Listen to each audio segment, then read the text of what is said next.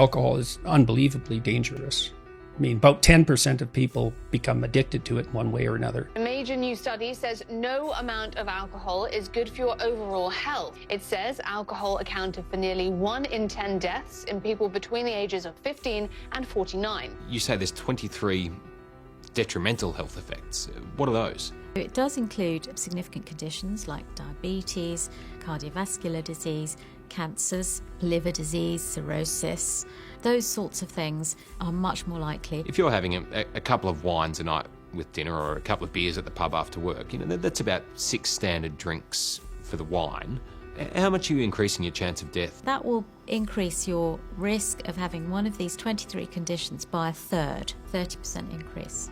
Alcohol is a very bad drug. 50% of people who are murdered are drunk.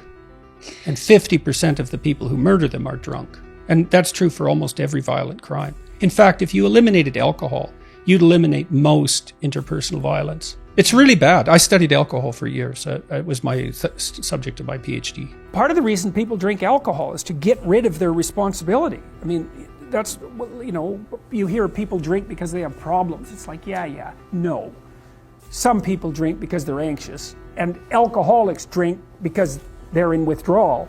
But young people drink because they're sick and tired of being responsible, because it's annoying. It's like, so I'll drink enough, I won't care about the medium to long-term consequences, because alcohol, that's exactly what alcohol does. It doesn't make you ignorant of the medium to long-term consequences, but it makes you not care about them. And partly it's because it dampens anxiety. So it dampens anxiety, leaves your positive emotion circuits intact, so then you can go out there and do stupid fun things. And that's a party, really. Let's go do stupid fun things. That's a party. But the medium to long-term consequences it's risky. They don't know better.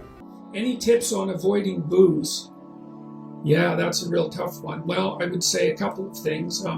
There is a drug, if you're a binge drinker, there is a drug called naltrexone that you could consider, and you take naltrexone every day. It doesn't really have any psychological effect on you, but if you're a naltrexone responder, what will happen is that it will dampen your positive response to alcohol. The other is, make a plan. I would say do the future authoring program, because it isn't that you're trying to avoid booze exactly.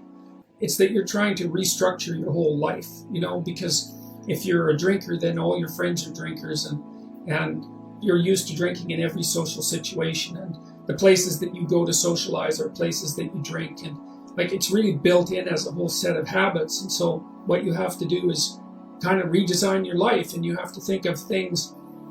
You can't just stop drinking.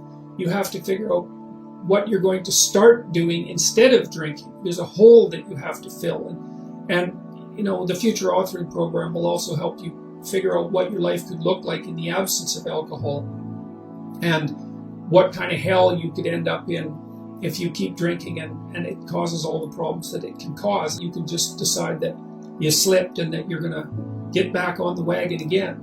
And, it can take a long time, but I do believe that you need a better vision of life, right? You have to find something to do that's better than alcohol. And that might take some real consideration, especially if alcohol is a very potent drug for you. And I would also say don't hesitate to try the naltrexone. It's got a pretty decent clinical history, and it's basically harmless.